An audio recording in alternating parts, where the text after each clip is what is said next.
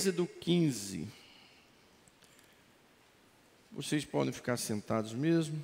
Êxodo 15, versículo 19.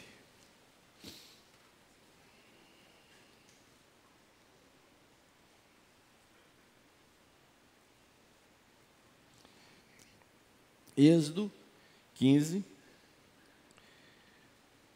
verso 19.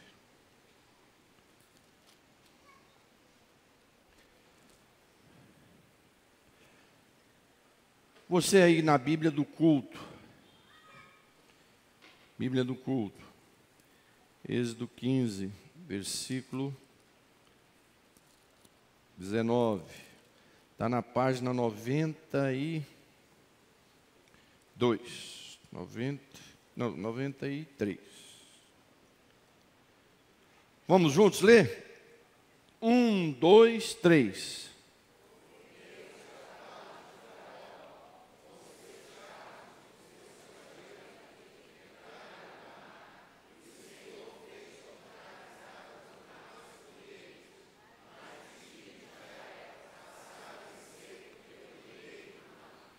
Amém. Deixa eu ler aqui nessa tradução também da NAA. Diz assim, ó: porque os cavalos de Faraó, com seus carros de guerra e com seus cavaleiros, entraram no mar, e o Senhor fez com que as águas do mar voltassem e os cobrissem. Mas os filhos de Israel passaram a pé enxuto pelo meio do mar. Amados, essa história passou aí pelo ano de 430 antes de Cristo. Quer dizer, há 3.400 anos. É interessante você ver uma discussão sobre quem foi o faraó da época do Egito. E eu já estive lá em Israel, é estudado isso ali também, né? É estudado isso. E falar em Israel, eu até pedi para a irmã Paula, que é dona da Chique Viagens, para ela fazer um levantamento para nós. Quem sabe a gente fazer uma viagem, ou fazer uma viagem com aí um grupo de 20 pessoas para Israel. A gente vai numa cidade, sem ser Israel, e passar uns 6 dias ali em Israel, oferecendo um certificado de estudo de geografia e história bíblica. Eu vou estar dirigindo vocês, a gente fazendo um curso, eu posso convidar também um outro professor para ir junto. E eu estou vendo aí se faz em 12 meses ou em 24, para ver como é que vai ficar melhor isso aí. Então, quando a gente está em Israel, tem um estudo também sobre quem foi o faraó da época da saída do Egito.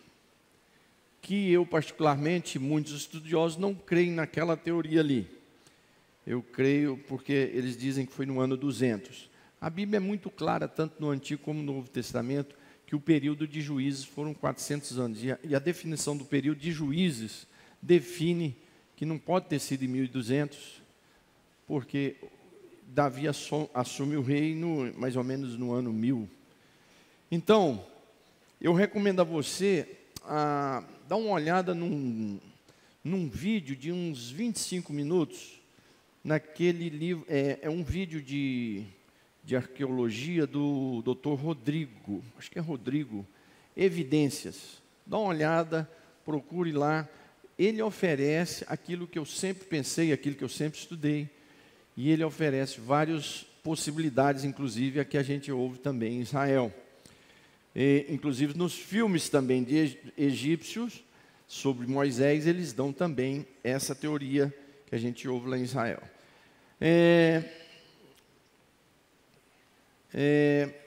Então, quando Deus chama Moisés, como vocês já conhecem essa história, um desafio muito grande, Moisés após os seus cursos, a sua potencial de príncipe, ter virado pó no deserto. 40 anos no deserto, praticamente ele tinha perdido toda a agilidade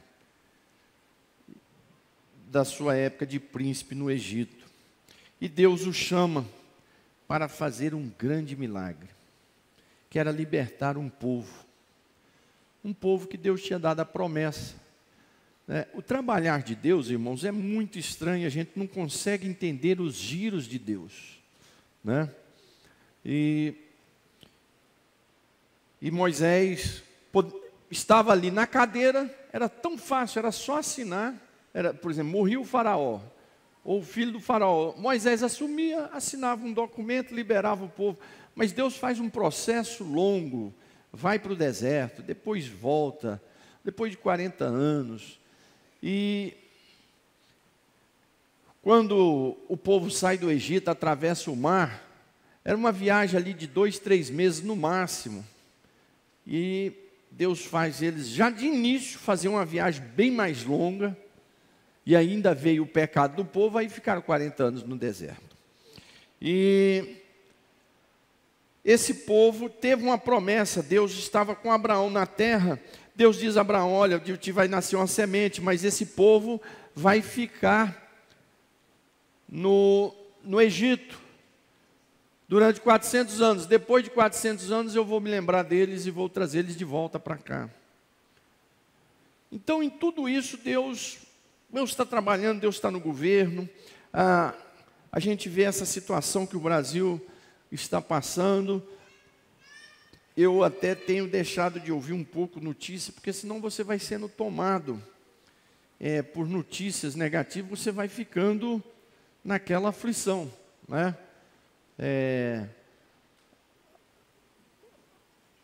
Na maioria dos cristãos não era o que estavam esperando, e veio totalmente do avesso.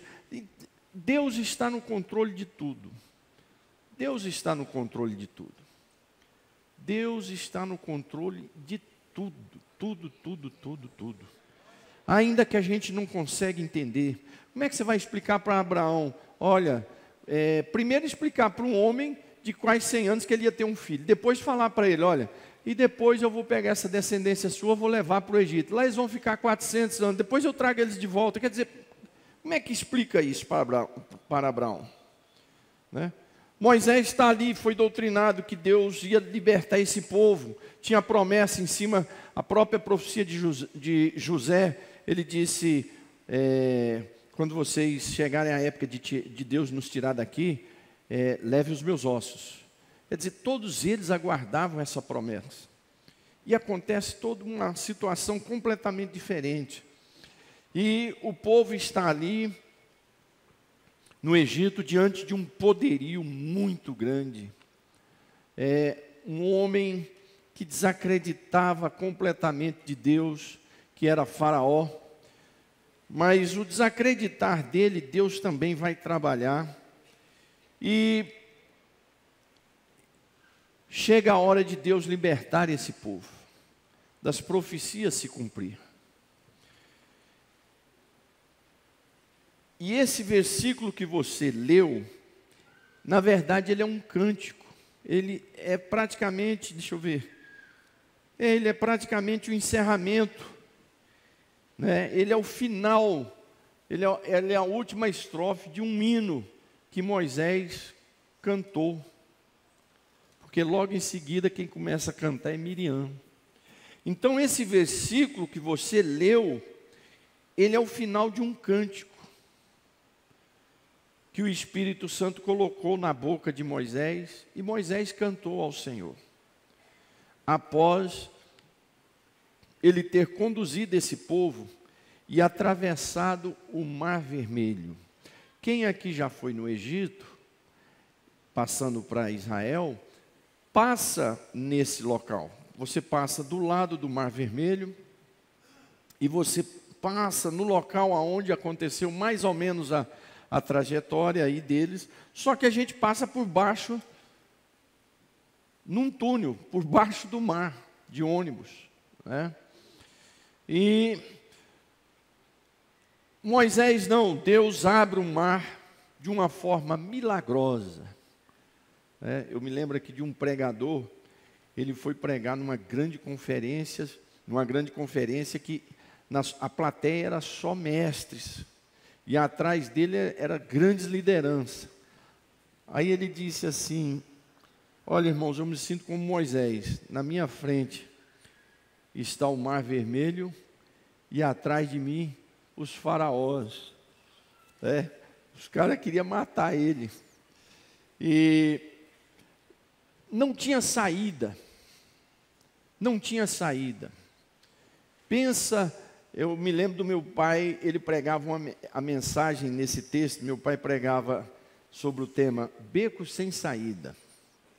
Meu pai tem esse esboço, eu já ouvi ele pregar 1 ou 2 vezes nas igrejas em que ele pastoreou, sobre esse tema, beco sem saída, porque realmente era um beco sem saída, montanhas cercando, Faraó com seu exército, e na frente o mar vermelho. Meus irmãos, mas o que Deus me trouxe essa palavra aqui hoje, é porque assim como Deus colocou na boca de Moisés um cântico de vitória, eu quero dizer a você que você não deve olhar para o mar vermelho que está na nossa frente. O Brasil pode estar em uma situação de mar vermelho, a sua vida pessoal você pode estar vivendo um momento de mar vermelho. Esse ano para mim, se houve um ano de mar vermelho na minha vida, foi esse ano. E ele está findando, ele está terminando. Coisas impossíveis. E eu orando e jejuando, e data chegando, e situações que vinham, que aconteciam, outras coisas no ministério, na obra. Eu acordava de madrugada, virava para o lado, que não é para o lado da Maria Cláudia, para o lado da parede, chorava, lia a Bíblia, e chorava, e falava: meu Deus, o que o Senhor está fazendo? Angústia, tristeza, acordava. Às vezes Deus animava, outras vezes Deus não animava. Chegava aqui na igreja, tem que pregar, tem que orar, tem que ministrar com unção. E digo a vocês que esse tem sido um dos anos mais difíceis na minha vida, no meu ministério, após a minha vida como pastor presidente. Eu completei agora, dia 15, 23 anos junto com a Maria Cláudia de presidência de igreja. Dia 15 agora foi feito 23 anos. A primeira igreja foi em Carapicuíba. Mas eu confesso a vocês que nenhum momento foi como esse ano, ou tem sido como esse ano, de muitos desafios, mas de muitos desafios, variados tipos de desafio, em que muitas vezes eu tinha que me calar, outras vezes ficar sem saber o que Deus vai fazer, mas o mar cada dia está se abrindo e eu estou atravessando esse mar.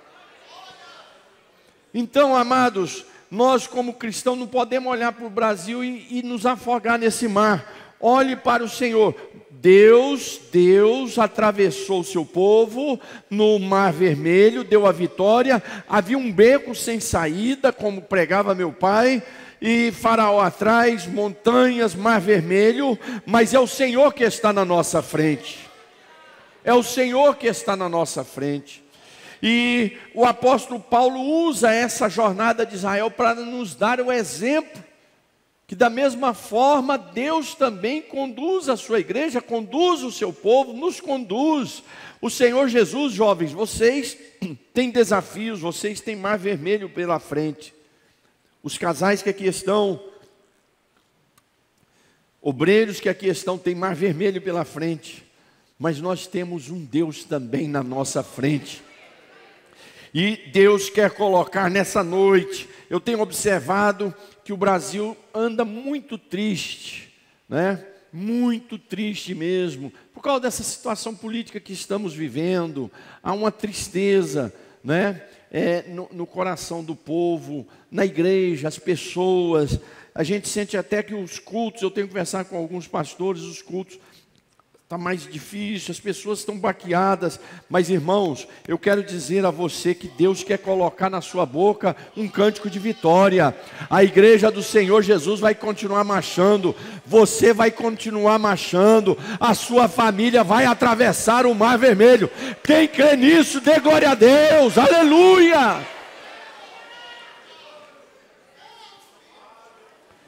Se nós ficarmos olhando para o Mar Vermelho, nós vamos morrer engolidos por Faraó. O povo de Israel ficou ali paralisado, murmurando. Você nos trouxe até aqui para morrer, aqui nesse deserto? Não tínhamos cemitério lá no Egito?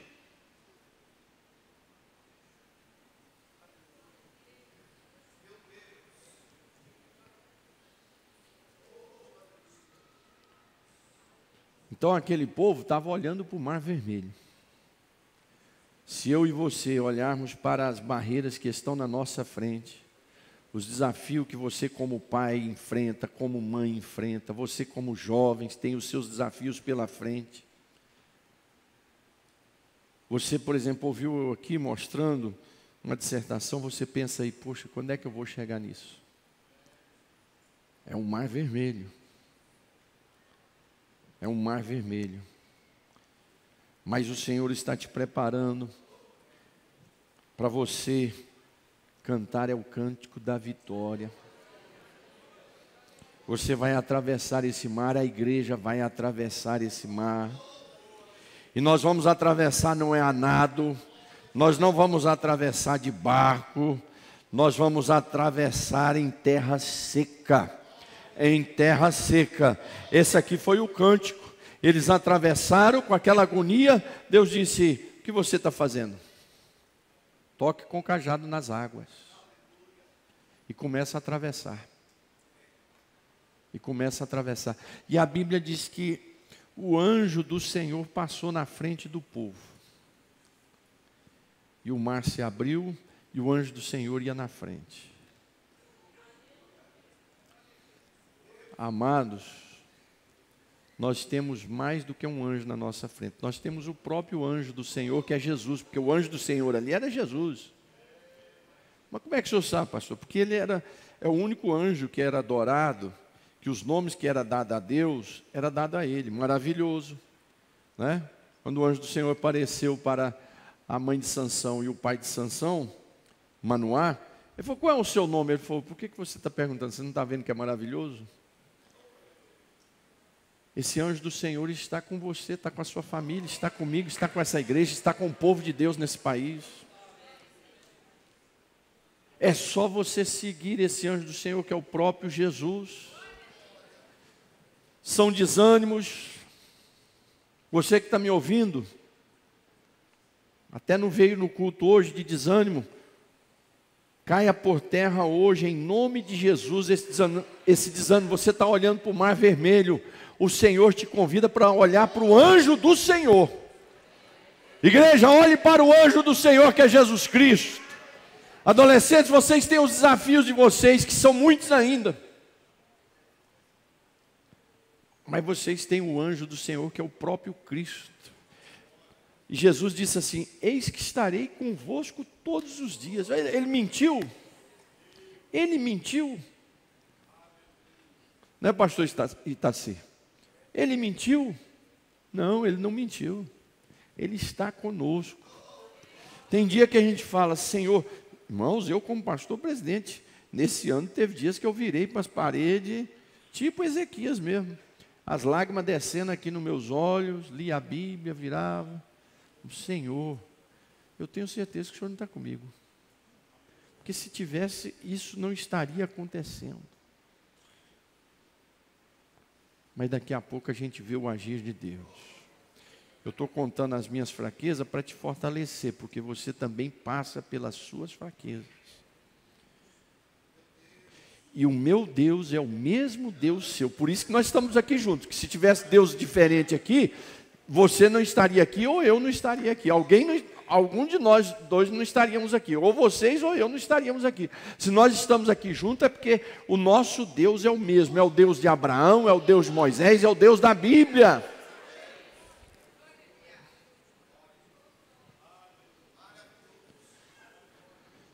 Eu quero te convidar nessa noite para você olhar para o anjo do Senhor e não ficar olhando para o mar vermelho. Porque se você ficar olhando para o mar vermelho, você vai ser engolido por Faraó. Ou vai morrer afogado.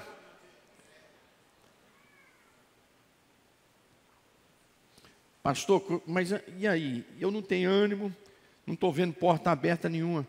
Vai atravessando, vai caminhando. Vai caminhando. Vai desafiando o próprio Senhor. Vai desafiando o próprio Senhor. Se você não tiver em pecado, vai atravessando. Ah, mas se eu tiver em pecado, confessa isso, larga isso. Toma uma nova posição, que o nosso Deus é Deus de misericórdia.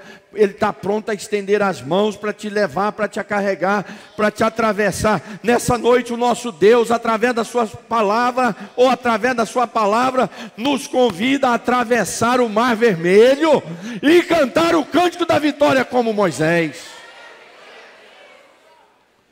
Nessa noite eu estou te chamando para o impossível realmente.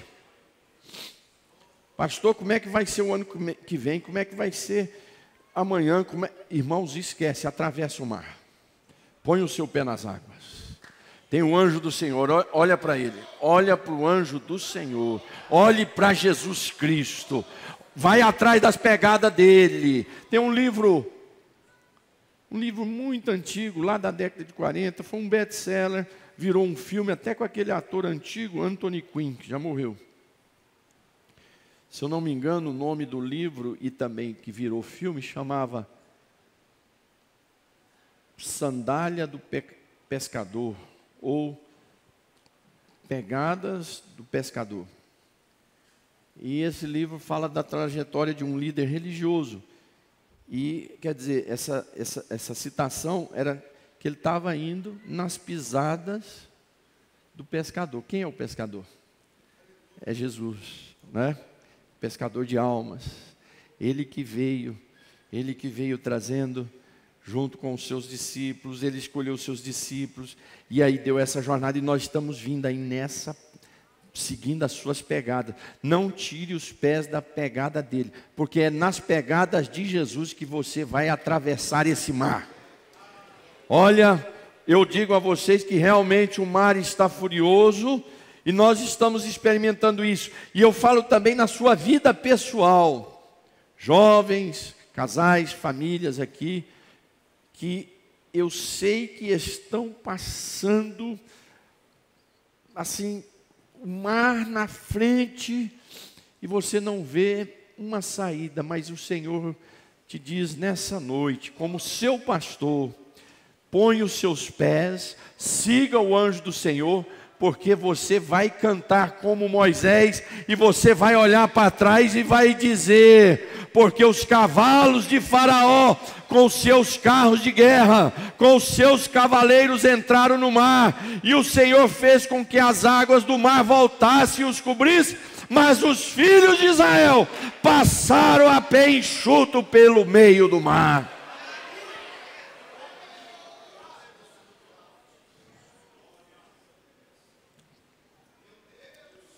Faraó é o diabo com as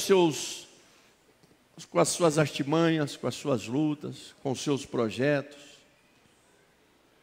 com os seus instrumentos. São as dificuldades também que se levantam. Irmãos, está chegando o final do ano e eu estou começando agora a ver que o mar está fechando e está engolindo os carros de Faraó, e eu estou conseguindo atravessar.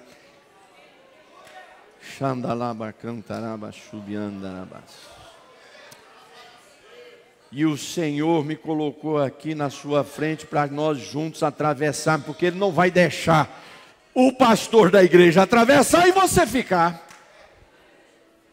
Deus não pode fazer isso. Você vai ter que atravessar comigo, em nome de Jesus. Eu não posso ser um pastor, eu não vou aceitar da parte de Deus eu atravessar e você não atravessar?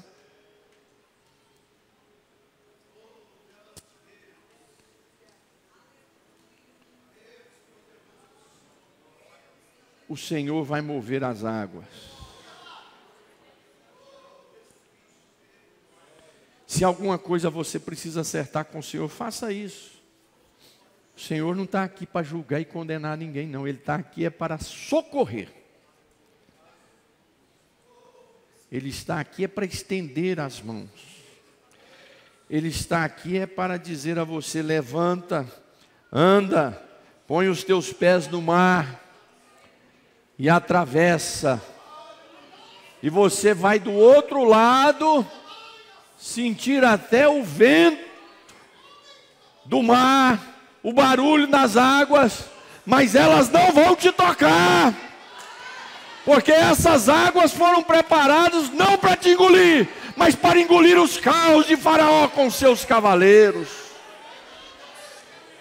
Essas águas têm uma função, sim, de engolir alguém, mas não é você.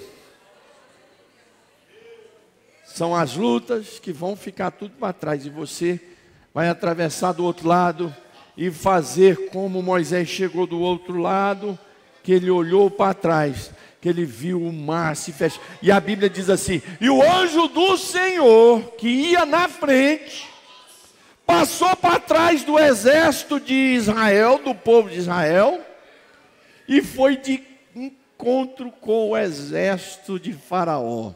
Olha que furada. E a Bíblia diz que os carros do exército de Faraó começou a se emaranhar e a travar, e os cavalos não saíam do lugar, e a coisa começou a ficar esquisita, e as águas começaram a se fechar, e eles vendo aquela montanha de água vindo para cima deles, e o anjo do Senhor ali no comando, e o povo de Israel do outro lado. Há águas fortes? Estão do seu lado? Estão. Mas elas não estão aí para te tragar, não. Elas vão tragar o exército de Faraó, não é você. Você vai atravessar em nome de Jesus. Levanta a sua mão direita. Feche os seus olhos. Senhor, como pastor desse rebanho, eu profetizo aqui a vitória desse povo.